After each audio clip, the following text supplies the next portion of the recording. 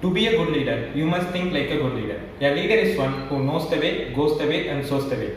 I am Kiruthic, pursuing my UG degree in KPR Institute of Engineering Technology. I am going to talk about the topic, to be a good leader, you must think like a good leader.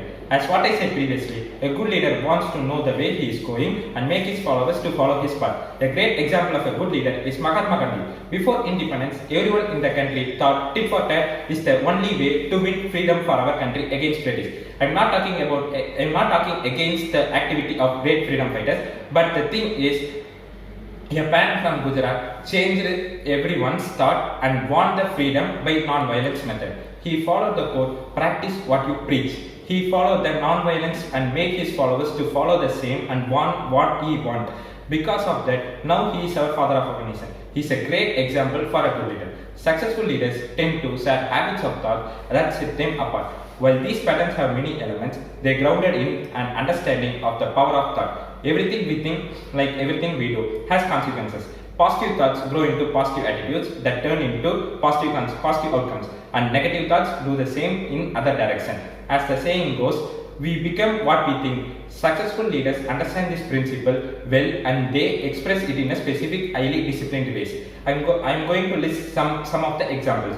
Instead of thinking only of themselves, they include others.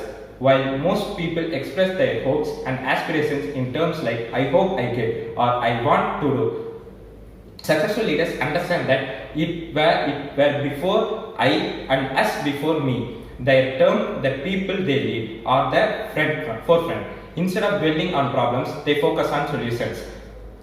Problems are real and they warrant our attention, but they don't go away without solution. Knowing things aren't working is a good step, but nothing more. Great leaders understand that focusing on problems bring more problems, but focusing on solutions opens up opportunities. Instead of advancing their individual success, they work towards building a successful team. Most people think of success as something to be achieved as an individual, believing that if something good happens, it's because they made it happen. Successful leaders understand that the diverse strength of a team are much more likely to create and maintain success. Their key belief, together we can do great things.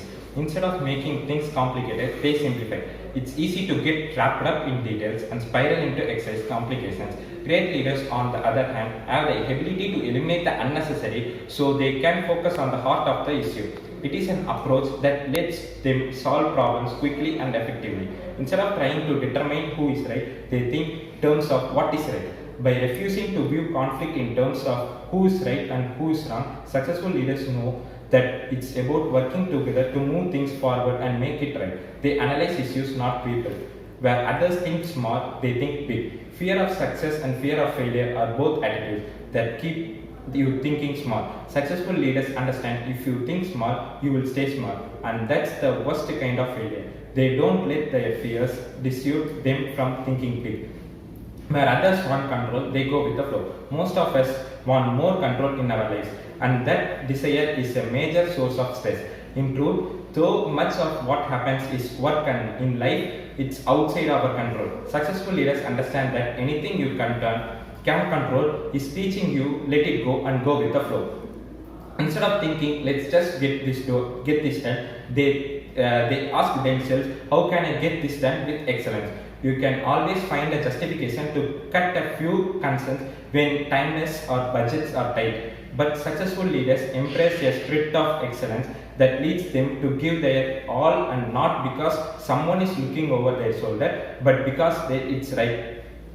We fail to be a successful leader when we fail to think like a successful leader. Changing mental habits is difficult work, but establishing the right way of thinking is required if you want to succeed and make a lasting change in the world. Thank you.